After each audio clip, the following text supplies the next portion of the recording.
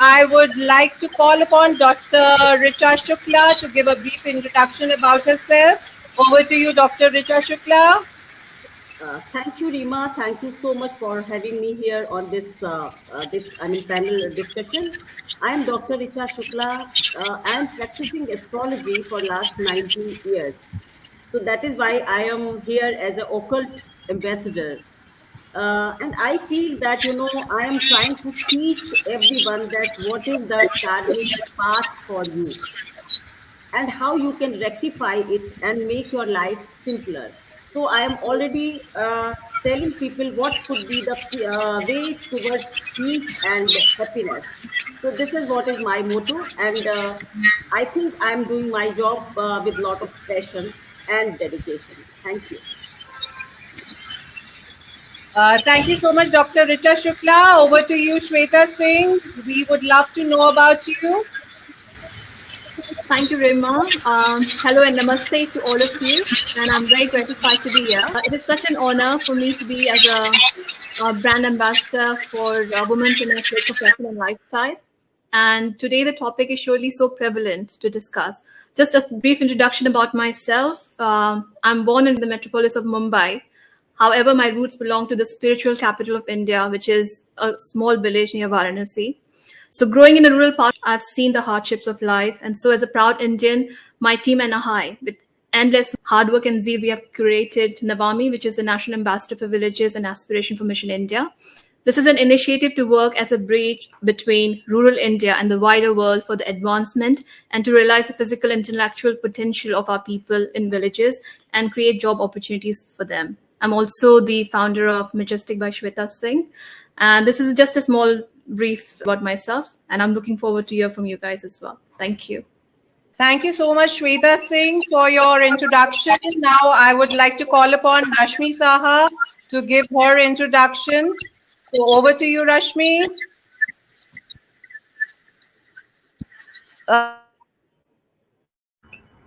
Thank you so much, Rima, and thank you so much, GWC, for having me here.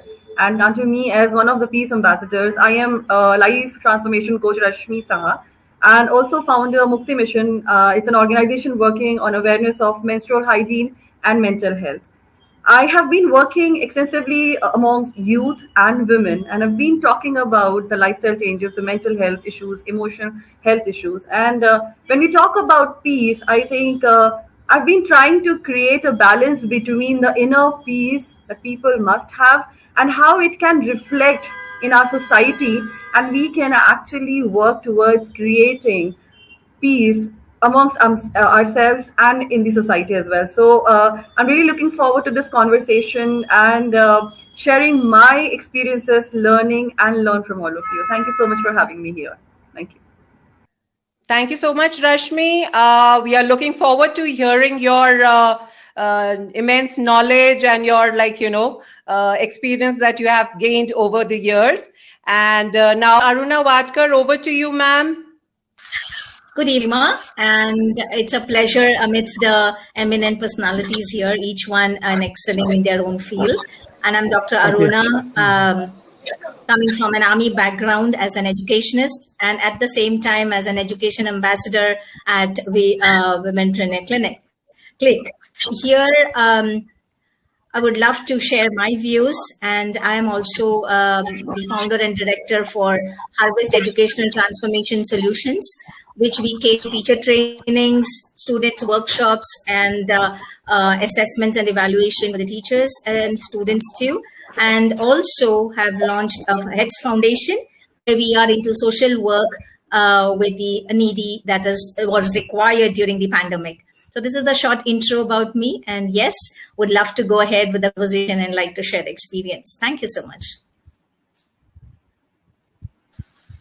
Thank you so much. Now over to Vanessa D Cruz. Can we have your introduction, please?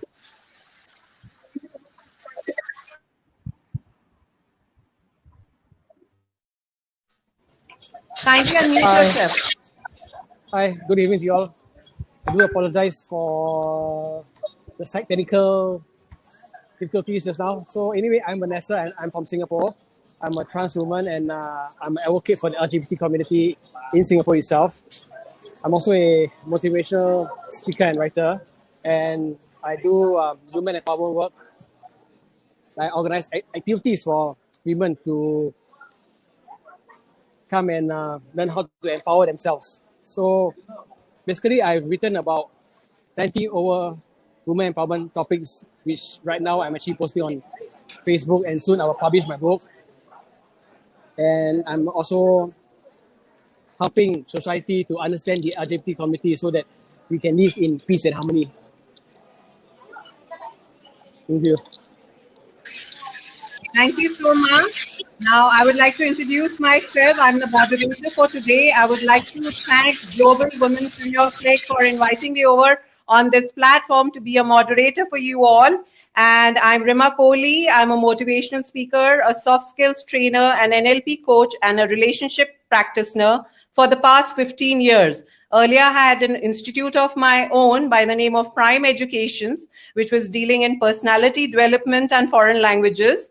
It was there for about 7-8 years. And after that, I started freelancing in hospitals, schools, colleges, and even corporate houses.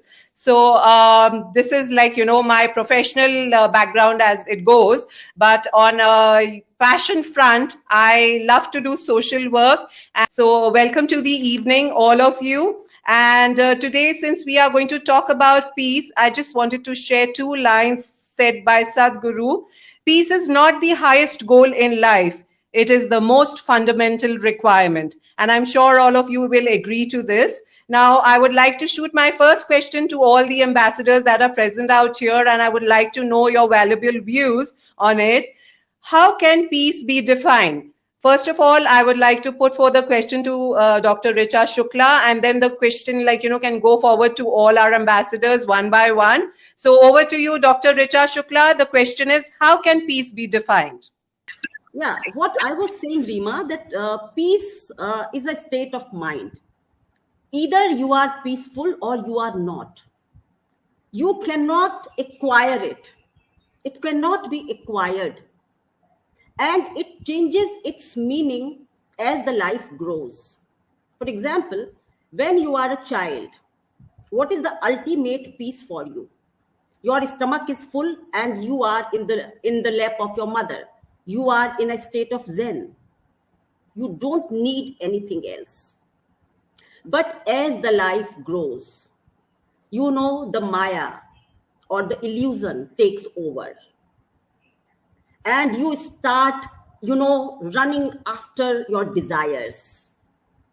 So when you start doing that, your peace vanishes because you are running away from your basic needs. And whenever you are away from your roots or basic needs, peace is going to be away, 1,000 miles away from you. So if we really want to be peaceful in or if you want to ask me the definition, I would say just try not to run after your desires. If you do so, you will never be peaceful. Thank you, Dr. Richa Shukla. Over to you, Shweta Singh. Can we have the answer to this question from you as well? Thank you, Rima. And I completely agree with Dr. Richa, what she said. When we talk about peace, it is such a broad concept that it can mean many different things just to a single individual. Peace of mind, peace after a war or skirmish, being a pacifist in the face of aggression and hostility, or is peace the ultimate victory that we all subconsciously hope to achieve in every activity we undertake in life? Therefore, I believe the achievement of peace is something that cannot be defined just here today. However, what we are able to do is explore prominent individuals' view on this and see how we can relate to what they say. For example, according to Albert Einstein's view, peace is not only an absence of war, but it means or includes the presence of justice, law, order, or government in the society. His Holiness, the 14th Dalai Lama, said, peace, in the sense of the absence of war, is of little value. Peace can only last where human rights are respected, where people are fed, and where individuals and nations are free. When we come with this word peace, It was first introduced into academic literature by the Norwegian pioneer of peace research Johan Galtung, who distinguished two types of peace: negative peace, defined by the absence of war and violence, and positive peace, defined by a more lasting peace that is built on sustainable investments in economic development and institutions, as well as societal attitudes that foster peace. Peace is also abundant in our diverse cultures across the globe, such as in the Jewish faith, where shalom in Hebrew means the rights of relationship or unity and prosperity, a sense of wholeness arising out of justice. In the Hindu faith, we speak of shanti, which means to maintain a peaceful mindset, whether one is suffering or in some form of conflict. So how do I define peace?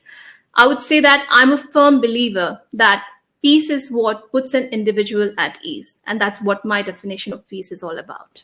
Thank you. Thank you for your valuable insight. Now over to you, Rashmi Saha. I put forth the same question to you. We would love to hear what you have to say on it. Definitely. Thank you, Rima. And I totally, I totally agree with what Dr. Richard Shukla and Shweta just said. It's just a perspective, how we define, how we have experienced peace within us or around us.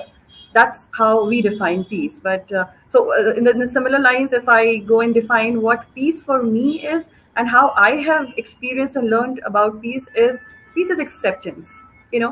Be it's within us or be it in the society.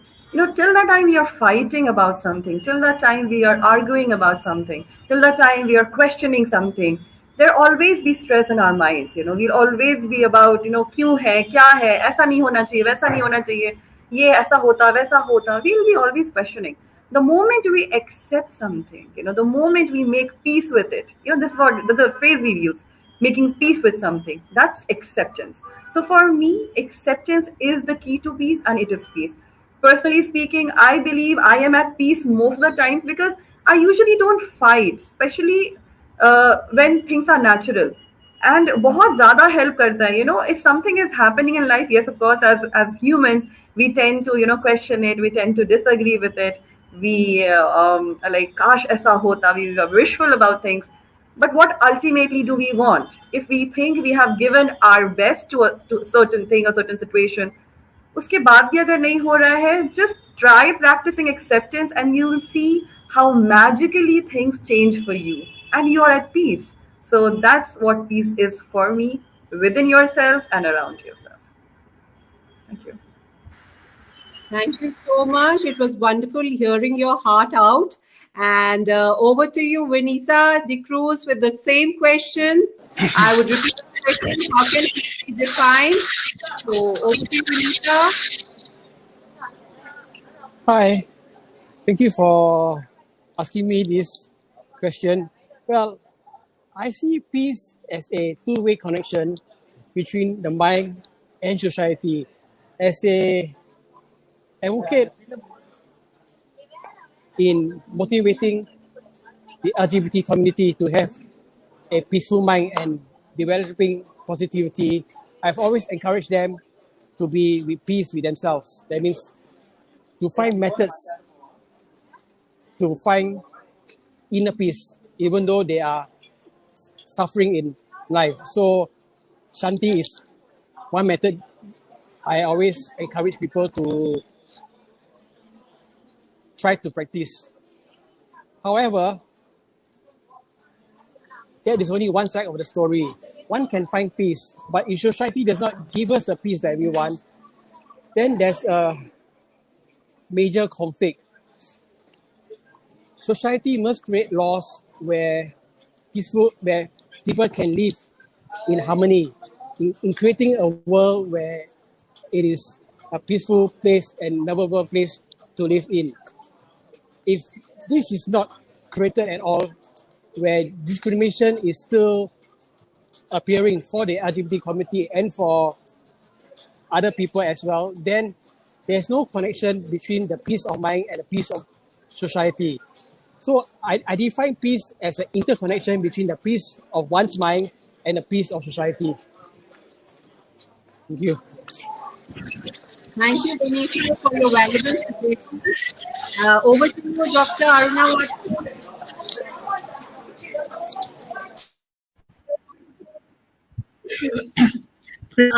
Lovely, definition of peace, what I got to hear.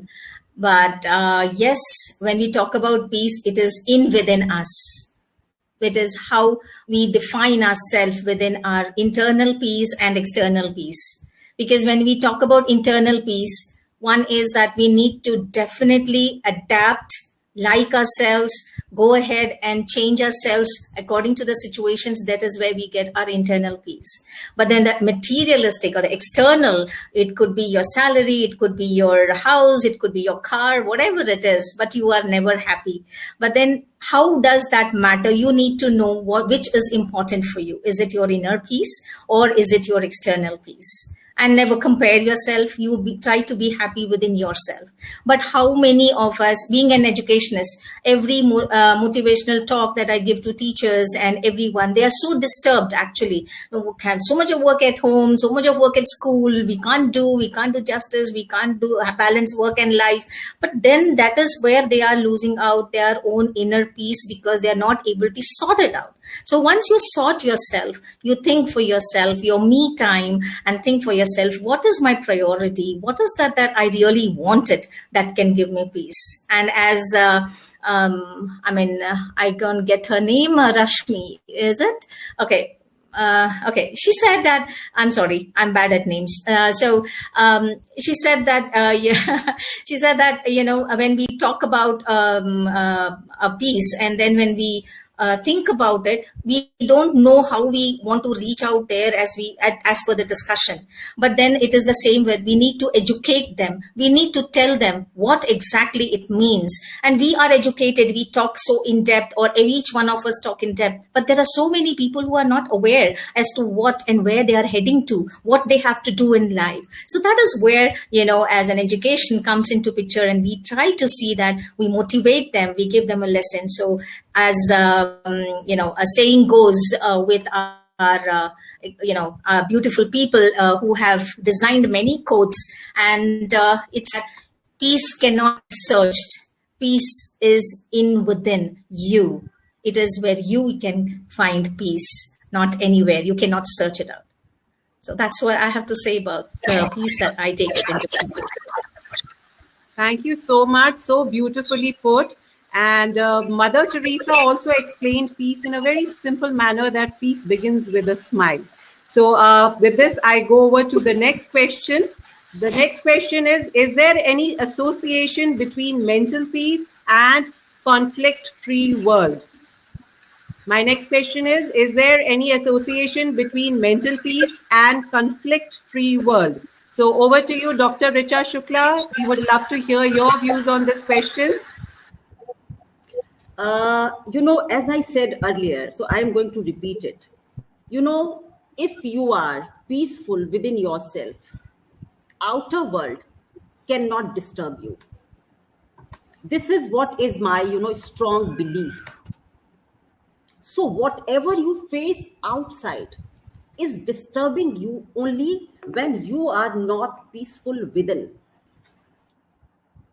Peace, if somebody is trying to poke me or putting me in some difficult situations, but if I have elevated my soul and I have made a peace within myself, take my words, you cannot distract me from that. Or as brand ambassadors, we can teach or communicate to the society that please don't push your children into this cutthroat competitive world.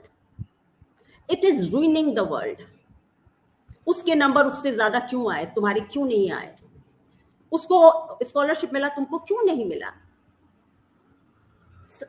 Just imagine if you are asking such questions to tender mind. What he's thinking, what is going inside him, that nothing works, only success works in this world. And if I am not successful, I cannot be happy. Like if a child has not done well in a test, or exam, and he comes back and he goes for playing, you know, and when he comes back, you ask, what is the result? And if he says, achhe number nahi aaye, what is your next reaction? And still you were out for the cricket game. You are not ashamed of yourself. Just see. And now, and then you, when he grows up, you talk about peace, acceptance. It is not going to work, and it is not going to help the society. So outer confrontations, basically you put in the minds of your children, in yourself, you know, you are always in a competitive mindset.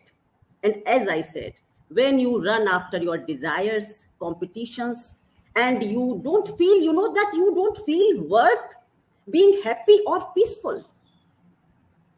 Imagine. So how can we teach or guide our new generation that you can avoid outer confrontations and be peaceful within yourself? So in this question, my, I would say, direct message is towards the society that please don't enter into this competitive, cutthroat world. It is ruining you. It is ruining your strengths, basically. And you are you have become so weak that you don't feel that this is my basic right to be happy and peaceful, you know, and you are running after it. So this makes no sense. So be a passionate person, try to be successful also, fight with outer confrontations also, but not let the inner peace be disturbed. So that's all. Thank you. Thank you for sharing such a beautiful insight, Dr. Richa Shukla. Now over to you, Shweta Singh.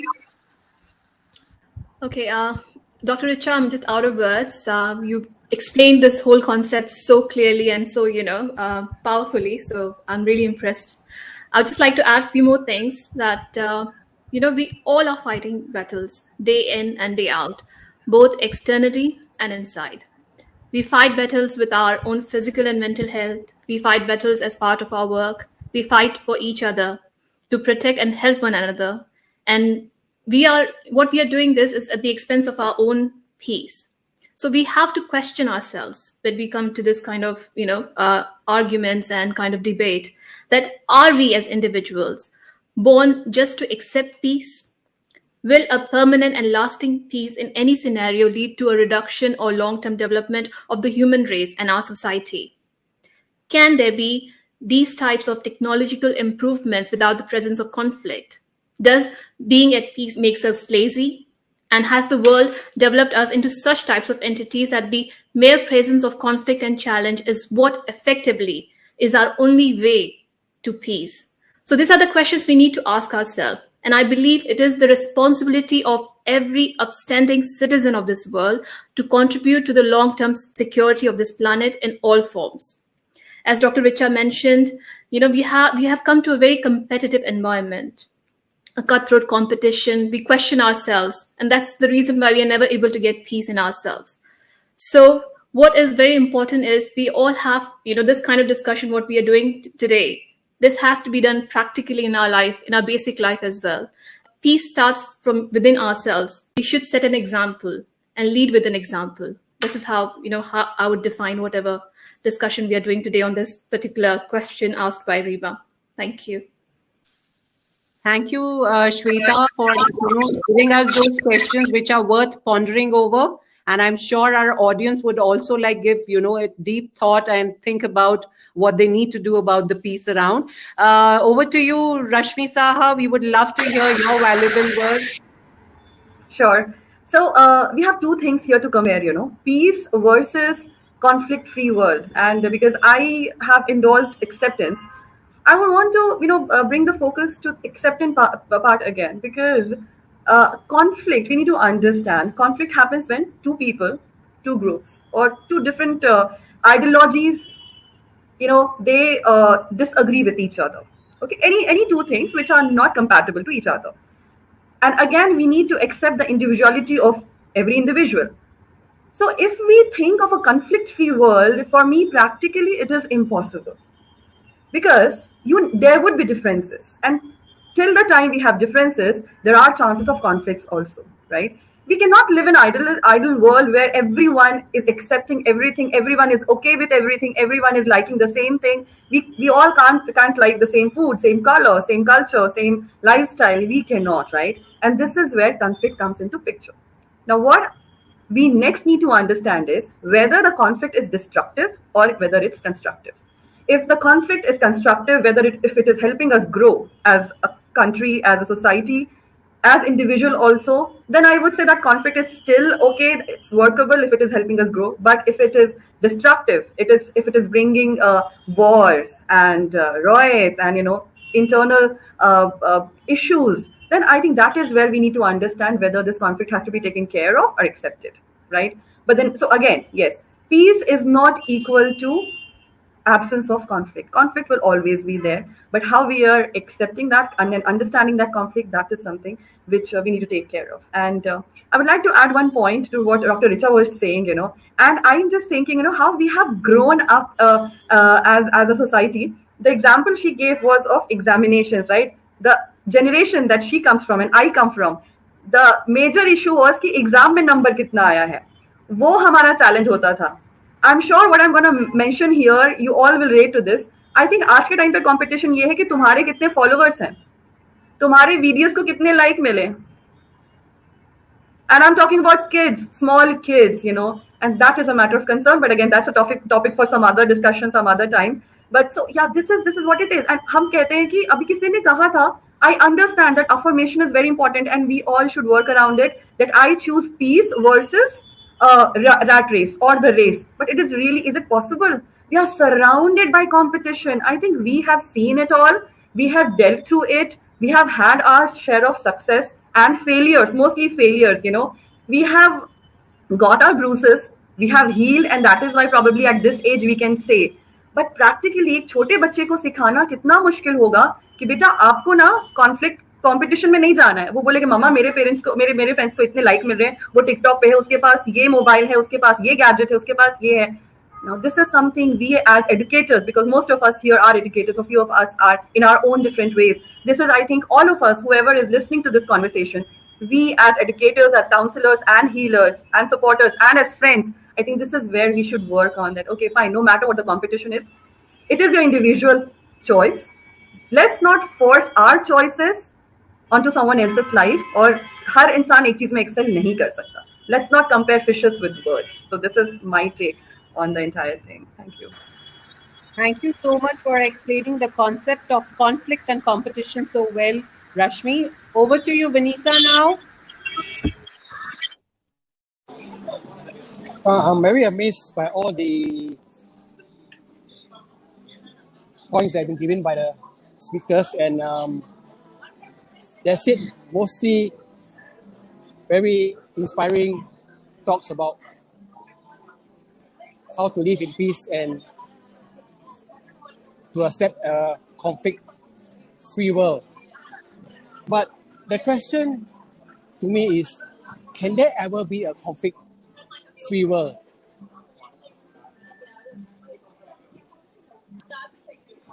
Must there be conflict in this world for us to understand what peace is all about? Now, coming from the LGBT community, we are actually very discriminated in society. That means we face many conflicts in our lives. So to us, there's no such thing as a conflict-free world, but we also welcome the conflict, because as we face the conflicts, we learn who we are. We build our inner strength, we build our inner peace.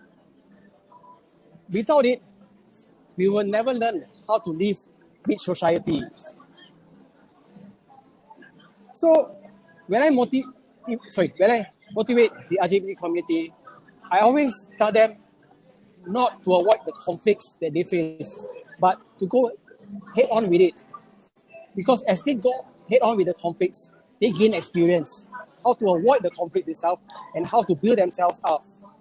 And also, they themselves must help themselves to create a certain strength and confidence so that they can face these conflicts in life. There are constructive conflicts and there are conflicts that can cause a lot of harm. So those that cause a lot of harm, yes, I agree, they need to be eradicated, especially conflicts where it leads to where it leads to the LGBT community being harmed, being murdered. Yes, that part needs to be corrected. But the part where we get discriminated, we need to educate the society to know who we are. So we welcome that there is conflict, so that we are given a chance to show the community who we are, to tell the community what we can be, show the community that we are here to live with you peacefully. And at the same time, that is how peace is created between the LGBT community and society itself. So it is actually a learning process. We actually don't want a conflict-free world, because if there is a conflict-free world, it's actually very boring for us, because we do not know how to educate the world of who we are, and our life will be a bit boring because we not be able to build ourselves up. We will think that, okay, everything is okay. There's no conflict at all, so we just can be ourselves. So, of course, that's not the way. So we are actually very happy in a way that there is conflict. Of course, it is not a very easy thing for us to confront these conflicts. That is why me as a motivational speaker, I always emphasize that we must come as a community to learn how to be strong, how to create a positive mind, to be who we want to be in life. As a community itself, we can be strong, but as an individual, we cannot be strong, because we can create voices to fight against the conflict that we face. Thank you so much, Vanessa, for sharing such valuable information. Over to you, Dr. Aruna Wadkar. We would love to hear from you. Thank you so much, Rima. And yes, the word competition, as we all were discussing as educationists in one way or the other, we all are educationists. But yes, competition is not with others, but with ourselves. What am I? What do I want? What is my aim in life? What is that I want to achieve? That is where you need to compete to yourself, where you get your answers at the same time. And very well said by all the speakers here, that when we talk about the self or the inner peace, is a alignment of what we think, what we speak, and what we feel. Until unless we align ourselves with that, definitely we will not be getting our inner peace. Because if I want to talk to you, my mind would be thinking something else, my feelings would be something else, and my words would be something else. My words would be very sweet, but my feelings and my thoughts are different. Are you really in peace? You are not. But when you have your alignment in yourself, you will definitely have that inner peace. I just want to share an example. When I was a director principal in Pulwama, as we all know, it's a conflict zone. It was a conflict zone, and Kashmir. So when we were there, like I was there as a principal, it is completely as a conflict zone where the education is not reaching the students the way it should reach. And I was so sad that I am not able to do anything there. In spite of being there for a year, I was very sad that the children, the future generation, are suffering a lot. And end of the day, because the conflict is so on a higher end that even if you tell something, they are not ready to listen, because each one of us or around us, we lack listening. We hear, but we lack listening, because only when we listen to what the other person is saying, we will understand it, and we will imbibe in ourselves, to inculcate in ourselves to do that. Otherwise, no. So these are the situations, not only that particular state is, but it is all over the world, which is happening right now. Because each one we are ready to give our own opinion, each one we are ready to give our own suggestion before we understand what the other person is saying. Right. So when even for the students, when we talk about them, even teachers, as teachers, I am a teacher, I will immediately come to a judgment that, oh, you have not done such a thing. What are your parents doing? Immediately that is the immediate statement that we give, or whether your marks are there, whether you have done your homework, whether whatever it is, But Do we know the background psychological aspect of the child? We don't know, because we are judgmental at every step. And that is why we are fighting ourselves. We are not at peace because we are judging others. Where is your peace? We don't have peace. But if you are calm and composed and you listen to what the child has to say, or you are observant to what the child is facing, then definitely you will try to bring the peace in the child's life, in the parent's life, and yourself as well. So until unless we walk the talk, we talk about peace, we talk about our youths, everything, until unless we walk the talk, definitely we are not reaching anywhere. So peace is something that, we have to, sometimes we say that it is inner peace, we have to get it, but not everybody is in peace. Even now when we are saying, to my own conscious, there is something that is bothering me also at the back of my mind. Right? There is something bothering. We are not in peace. There is something, I have to attend this. I have to do that. I am not 100% here. Right? We are not. So that is where you are not completely 100% what you are doing, what you are talking, or whatever you are doing. But no, we don't do that. But we have to change. We have to adapt to what we are in the situation. And for that, education is important. Your planning is important. Your organizing yourself is important. And adapting to the situation is very, very important. Otherwise, each one of us, trust me, we are never going to get that inner peace within us. So that is what, first, walk the talk. That is what more I believe in, and I do that. Thank you so much. That's what I have to share. Thank you so much, Dr. Aruna Wadkar, for bringing forth the importance of listening and for telling us how detrimental being judgmental is. So I'll go on to the next question. Before that, I would like to share something that Albert Einstein had said. Peace cannot be kept by force. It can only be achieved by understanding. So I go over to the next question. What's your take on the impact of Taliban takeover in Afghanistan? And do you think that Taliban, Afghanistan, and China aligning together, how that would affect India? We want to know your thoughts on it. So over to you, Dr. Richa Shukla. Rima, generally I refrain myself from political questions. I'm so sorry. Because I thought that we are going to discuss peace in a holistic manner, and I would definitely like to refrain myself from political questions.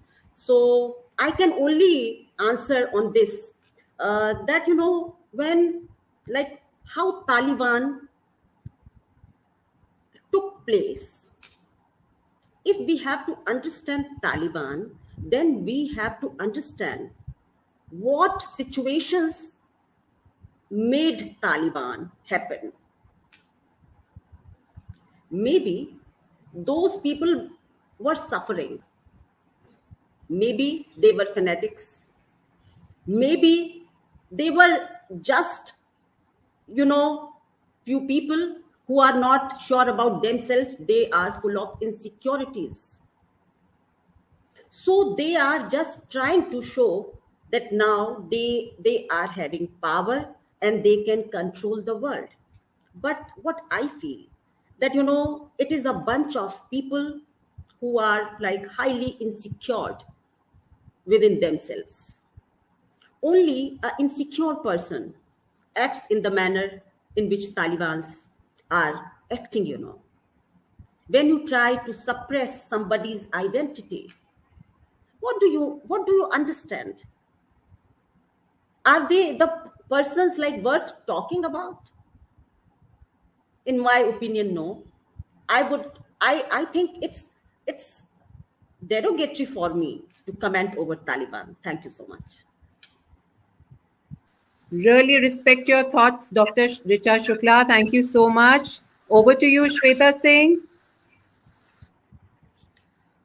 Rima, if we discuss about this, these political issues going on around the world, especially when we talk about Taliban, and not only Taliban, there are different countries when you come across, what happens, the end result of the war is we have seen people, trying to fled from their own homeland, the home country, taking immigration to different countries. This is completely heartbreaking. And when we start talking about this is a very vast topic to talk about. everybody has got their own opinion. Some people, they feel that, they support Taliban. Some people, they support Afghanistan. So it's a different derogatory when we talk about this whole scenario. So when I talk about war, it's something like, I think about the global war, about the World War I, World War II happened, different wars between India, Pakistan, different nations all around. So just to conclude this, I just wish to quote the great Allied Supreme Commander, Douglas MacArthur. At the end of World War II, while he stood in Tokyo, and he said that, "Today the guns are silent. A great tragedy has ended. We have known the bitterness of defeat and the exultation of triumph. And from both we have learned there can be no turning back. We must go forward to preserve in peace and what we have won in war. A new era is upon us." And that's what I want to conclude by saying this. War is never a solution. It just creates disasters. And that's the reason why we are having this discussion today. All the speakers have come together to talk about something, why peace is so important. Not only for an individual, but as a nation, as a whole country, and for our youth generations.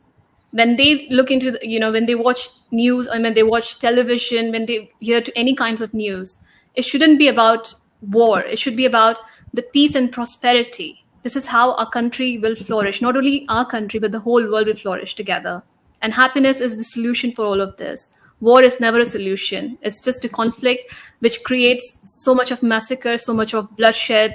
And I don't think so, it's very easy for someone to talk about. And this is what I would like to conclude with. So over to you, Rima. Thank you. Very well put, Shweta Singh. Thank you so much. Over to you, Rashmi Saha. Thank you, Rima. And I believe, when it's about politics, I actually would say something similar to what Dr. Richa said. I usually don't understand. I believe I'm a very small part to understand the entire political, setup, their decisions and everything. So I would not say anything regarding what's happening and anything about that. But one thing that I would definitely want to share, that if my word reaches out to anyone, the people who are watching it or anyone who would ever watch it, one thing I definitely would want to bring everyone's focus on is, with the advancement of technology, specifically social media, before the beginning of the session, we were discussing how social media has brought us, all of us together, we don't need to go out, हम लोग यहाँ पर ही सबसे मिल लेते हैं. अगर हम positives देखने के लिए जाएंगे, I need to say this in Hindi because I want this to reach out to as many people as it can, तो अगर हम positives देखने के लिए जाएंगे तो बहुत सारे positive चीजें हैं जो social media ने हमारे लिए लाया है. लेकिन उसके साथ साथ एक नेगेटिव चीज भी लाई है जो हम सब ने नोटिस किया होगा. एनोनिमिटी के साथ जब हम केओस क्रिएट करते हैं, ये चीज है जो मैं शायद अभी तक उस चीज के साथ मैं इसको नहीं समझ पाई हूँ.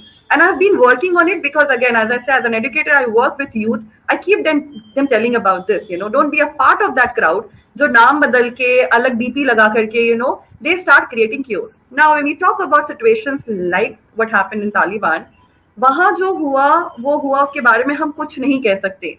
But what we actually can focus on is, as on social media, people they want reasons to talk about things which are not existing, and they can create chaos. Religion, gender, empowerment, women empowerment over gender empowerment. So many things. You just pick it. And people are there. You will not even realize that people exist in your Facebook profile or your social media profile. You post one, pinching profile or one post around female empowerment or female issues or religion, and you will see comments coming up, and you'll be like, ये लोग कहाँ थे अभी तक? ये मेरे success पे तो कभी इन्होंने congratulate नहीं किया, इन्होंने मुझे अच्छी चीजों के लिए तो कभी बोला नहीं, ठीक है, कभी मेरे प्रॉब्लम में कभी सॉल्व नहीं किया. But now when they get the reasons to talk about, vent out, I understand their part also. Everyone needs a voice to speak. But what I'm trying to say is, when our voice is making an impact, a positive impact, I think that will give our voices a better direction. That's what I expect, and I would want everyone to focus on. कि इन मुद्दों को complicate करके आपस में ना लड़ लें, इसके पहले कि कुछ और हो जाए. We should at least try to be more solution oriented, and we should try to find the solution, God forbid, if anything, around this. So I think this is killing ourselves even before someone has shot us. I'm just metaphorically speaking. This is self-harm for not only for us, for society also. So we should learn from such things, and we should try to build in a stronger community where we support each other more, love each other more, and understand each other more, rather than creating small battles amongst us, rather than before the real war begins. So that's my take on this. Wonderfully put forth concepts and facts, Rashmi. Over to you, Dr. Aruna Wadkar. Thank you so much, Rima. Yes. It's again, I'll go by Richa as to what she said, refrain myself with the political aspect, but then why that political aspects are coming up. And it is not that we can ignore, it is important, not that we can ignore.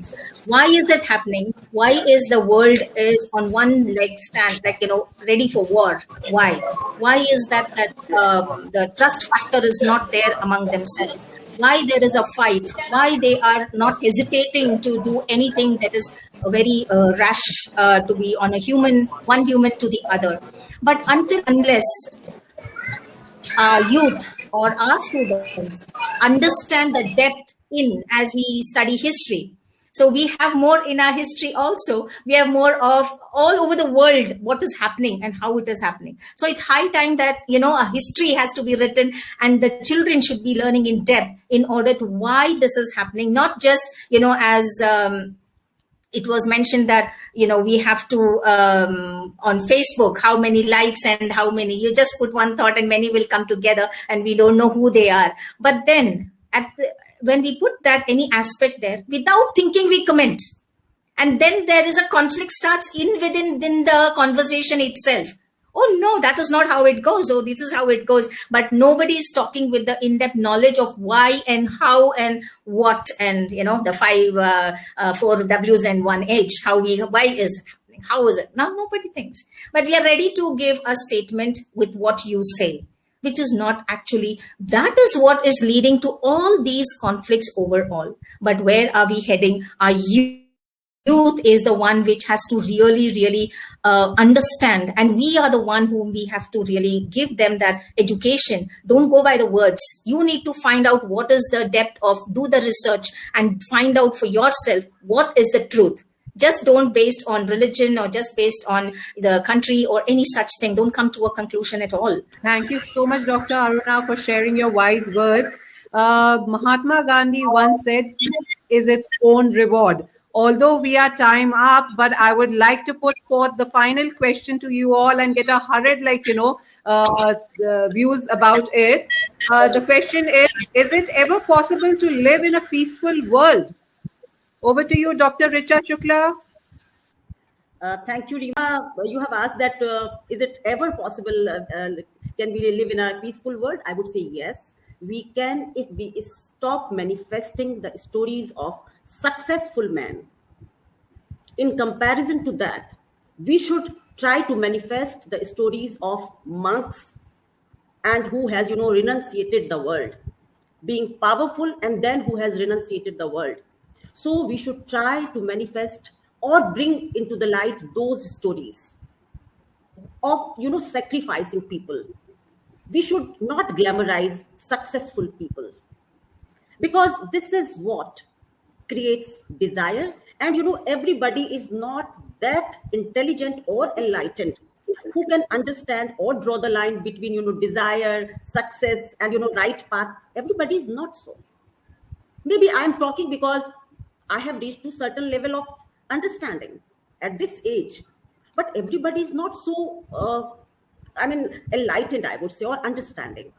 So it is, very simple for them is to understand that this is the only meaning of this birth is to be successful, no matter how you get the success. If you are not getting it by the right path, you are free to use, wrong paths. You have to achieve it by hook or by crook. So unless, and it is very important, pandemic has taught us that, the nature is teaching us something, that you have to go back to your roots. You have to be satisfied within your means. That is what I was trying to say in my first answer of question. That, you know, when you start running after Maya or desires, then this conflict, you know, surrounds you always. You create complexities for your life, and then you say life is very complex. So yes, we can live if we try to make our children understand the meaning of sacrifice also. Achieving is good, but sacrifice is greater. So if we do so, I think we will see a sparkling world with, you know, peace, happiness. And, you know, I would say, and always teach your child to sacrifice some or the other thing for someone else. It's not always to keep everything to your kitty and you are not ready to, you know, share. So, and this journey is definitely going to start, should start from the beginning of the life. Once they have taken shape, their mindset is ready to enter into this competitive world, you cannot do anything. So just from the, just initial days of childhood, try to teach them sacrifice, and don't teach them to run after, always run after success. Success is important. I'm saying it's great. It's good, but not great. Thank you so much. Thank you so much, Dr. Richa, for bringing forth the importance of sacrifice, which our younger generation really needs to understand and learn. Thank you. Over to you, Shweta Singh. Thanks, Rima. So now this brings me to the crux of our discussion today. For the avoidance of any doubt, a secure world is a planet whose environment is protected as a prime concern. In order to do this, it is our youth that will be charged with leading the global fight for sustainability, protecting our climate, and working for a more equitable society, as Vanessa was discussing before. See, the destruction and invasion of natural ecosystems has brought humanity into contact with viruses and disease, which has brought the human race to its knees, which was mentioned by Dr. Richa shortly. And this has led to further confrontation across the world, particularly in the Indo-Pacific, where countries fight covertly and overtly to secure natural resources for their people. We are in the midst of one of the biggest global shortages in natural commodities and fetish goods, which will surely bring countries, even allies, face-to-face in confrontation. Educating our youth about the origins of war and conquest for resources, which eventually sparked World War II, and then the eventual construction of the United Nations and the IMF to prevent for economic reasons, is extremely prevalent today. Employment and viable opportunities for developing nations, which have a large youth population, is the need of the hour. I strongly believe that dealing with these aforementioned issues is the basis for a lasting peace and security for our future generations. We talk about education, we talk about a lot of things, but as I mentioned before, practice what you preach. Education and everything starts from your home itself. आज हम जो अपने बच्चों को सिखाते हैं, अपने generation को सिखाते हैं, वही चीज वो आगे बढ़ती है. तो इसी तरह से हमें ये सोचना है कि अगर इस दुनिया को हमें एक सिक्योर वर्ल्ड बनाना है, इसके लिए हर किसी को आगे बढ़ के इस लक्ष्य को रखना है दिमाग में कि शांति बहुत ही जरूरी है हमारे दुनिया के लिए. And this is how we have to work together. We have to join hands together. Not only about talking and discussing of the topic, we have to do it practically in our life as well. And as all the eminent speakers have spoken so bravely and so much information has been discussed today, and I'm sure all the spectators and the viewers watching us today must have got a lot of information regarding this. And this is just a small step forward for this eminent topic for today. And I think if we do this in our personal life, like as I mentioned, like employment is important, and how we started Navami to cure that, that job opportunities for different people in a village areas. So, step by step, as Rashmi is working on a wider range of, she was talking about menstruation, so a lot of charity works are happening. People are coming with their social work, social issues, and, there are in the world. We know about those issues. If we work together, we'll have a secure world. And security starts from beneath yourself. When you talk about gender equality, it's not about men and women. We all have to take the initiative together. We shouldn't be living in the same old world. जब हम बोलते थे कि पहले ज़माने में ऐसा होता था, we are so used to that system, ये नहीं करना, इस तरह से काम नहीं करना, ऐसे ही होता है, इस तरह से ही चलता है, इस इंडिया में ऐसे ही होता है या बाहर ऐसे ही होता है. We have to change that mindset. We have to come together now. We have to start thinking ahead of how the world is changing. And when you start developing yourself with the changing world, things will change. And that has to start from a very positive mindset. Thank you. Thank you, Shweta Singh, for putting forth your views so well. And in fact, the entire discussion has been put so concisely and well, by you. So thank you so much. And now over to Rashmi Saha. Please, would love to hear your views as well. Definitely, Rima. I will answer your question, but before that, I'm just going to grab this moment when I'm allowed to speak my part. And there are few things that I just, point-wise want to mention. As Dr. Aruna said, we need to teach our youth the concept of learning, struggle, and that's what even Dr. Richa said. The few things that I think, I would want to add to this. When we talk about stories, yes, stories are circulating, stories of success and everything. Very, very rightly said, Dr. Richa, we need to focus and highlight the stories of struggle and then how it reached to the success. Because success should be understood as a different parameter for all of us, We all can be successful in our own ways, and we still cannot be successful in our own ways. So we need to redefine what success actually means for an individual. We need to teach people, they are young people or they are old people, whatever their age is, the definition of success has to be made clear. Not everyone who's a social media star is successful. Not everyone who is rich is successful. Not everyone who has property is successful. Success has different parameters, and we have to accept it. We have to understand and accept it, first thing.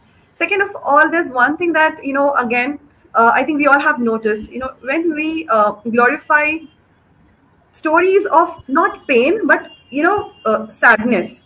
There are a lot of places where you see, when you are a victim, you become a hero. When you are lacking in something, you become a hero. I think that is, again, in a way, it is encouraging people not to work hard enough, not to go for the struggle. They are like, nahi, main jitna kamzor hounga ya hongi, मेरे को उतना attention मिलेगा और मैं उतना famous हो जाऊंगी या हो जाऊंगा.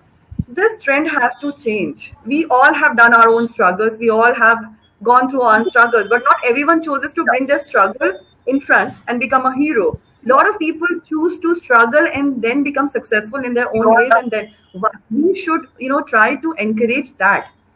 Third, the concept of evolution has to be taught, and not only to youth, because youth obviously उनके ऊपर बहुत कार्यभार already है, बहुत उनके ऊपर pressure है. I think the parents also need to understand, जो हो गया सो हो गया, हमने जो सीखा सो सीखा. Whatever we have learned, we can still change it. We can still unlearn a certain thing. We can learn a few things. So I think if at all, we all, as Shweta so beautifully put this across, if we go hand in hand together, different genders, different ages, different, cultural difference, people with cultural differences, professions, if we all go ahead together in this mission, I believe attaining peace individually and socially would be easier. Thank you, Rashmi, for so beautifully putting it. And over to you, Vanessa. Hi. So, to address your question, to have a peaceful world, we must know how to create one. And how are we going to create a peaceful world? Parents, you need to listen to this. Those who are going to have children, make it a mission that you teach your children how to love the world. Do not teach your children how to obtain successes. Okay, now I'm not trying to say that one should not be successful. It should be a secondary aspect. The primary aspect should be that one should bring up their children to learn how to love the world. Because the youth will be our future leaders. They are the ones that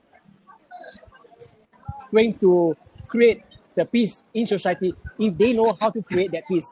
If they do not know how to create that peace, then how are they going to create peace in this world at all? If you are so focused on your success, then you only build a competitive child. You don't build a loving child. And where you only build a competitive child, and when they grow up to adults, they become competitive, and they will only think of themselves. That is where conflict happens. When it also can lead to wars, because if they become leaders in one country, they may become too greedy and they may want to consume a lot of other people's resources. And that is where, wars may happen.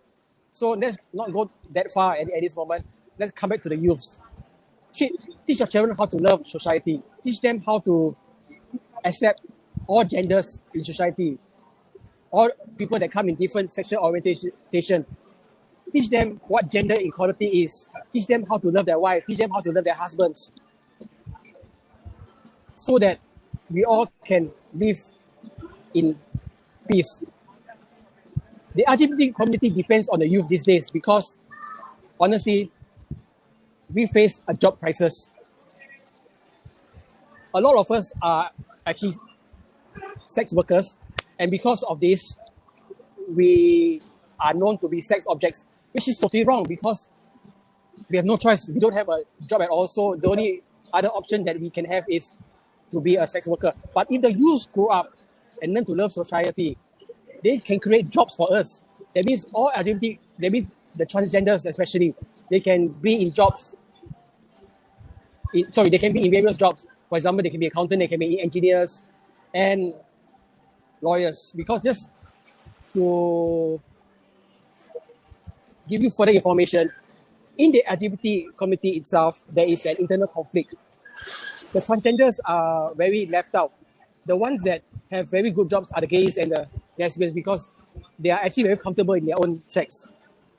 And even though they are discriminated in a certain way, they are given more liberty in living in a certain society. So youth must know about this fact so that they can create jobs for the transgender community so that the transgender community can learn how to live in peace with the rest of the world. The youth must be educated how to create a sustainable living society. And that is where they need love and empathy.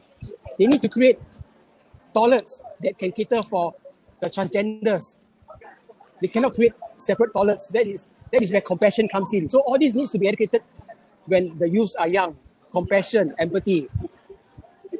And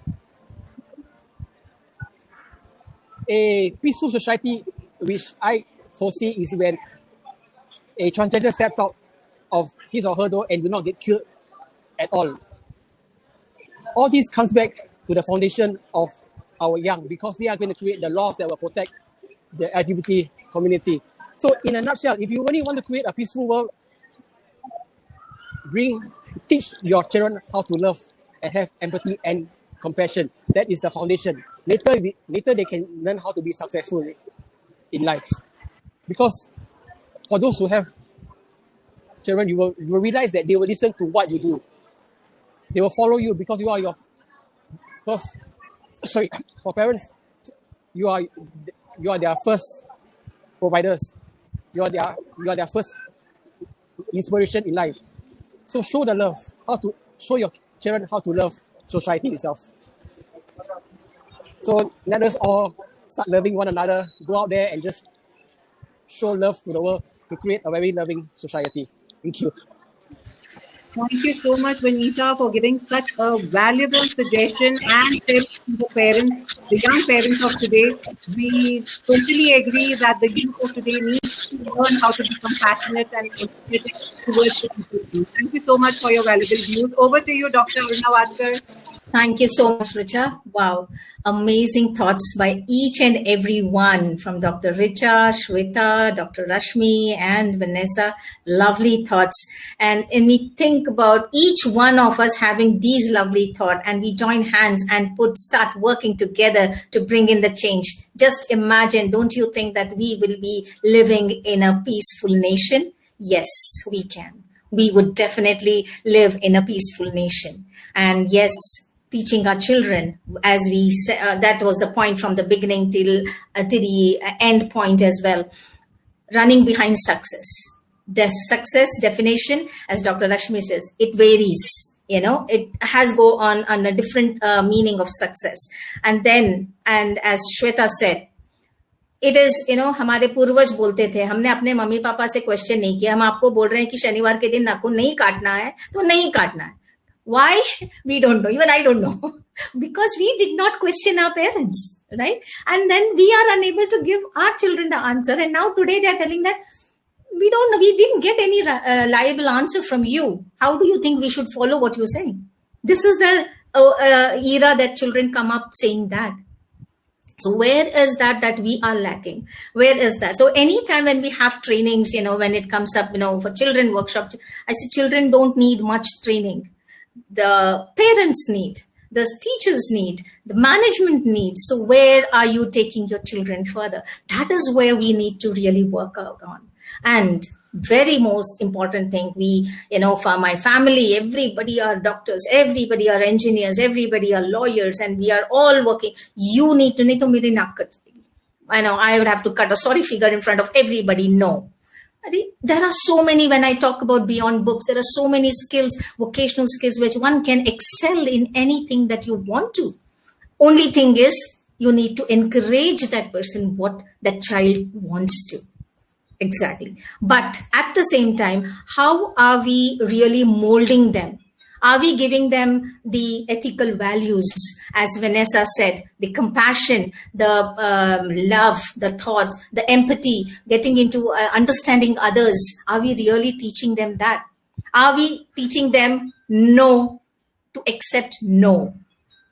We bribe them. You get first rank, we'll give you this. You get so many marks, you will be getting into, we'll take you to so many. So there are so many aspects that we really need to think on, ponder on. So the only mantra that, we can build up a peaceful nation, I mean the whole world in peaceful, is one is understanding, contentment in what you are, and patience, listening, and the most important that we forget is the love within each of us. I get jealous because, Rima is on a higher position. I am not happy. But if I'm loving you, I will accept whatever you are, right? So acceptance of what you are instead of getting jealousy. So that is where we need to teach it. Let them be where they are. But first thing, be a very good human being. If you are a good human being, that will automatically lead to a beautiful nation and surrounded by beautiful people. So I'm very sure that we can give our future generation, the Gen Z, a very good nation and groom them accordingly to spread love, faith, trust, and the contentment. Thank you so much. Thank you, Dr. Aruna, for winding the discussion up with so much of positivity. I'm sure all our eminent speakers today, gave such an insightful views about things and have given enough material for all our viewers to ponder on. And I will just wind up in 2 lines, and that is, Zindagi ke bhag dod mein bahut aage nikal aaye hum. Zindagi ke bhag dod mein bahut aage nikal aaye hum. कुछ कर दिखाने की चाहत में सुकून बेच आए हम. So let's think about how we can work towards a wonderful, better, beautiful, and peaceful world around us. On this note, I sign off, say goodbye. So thank you so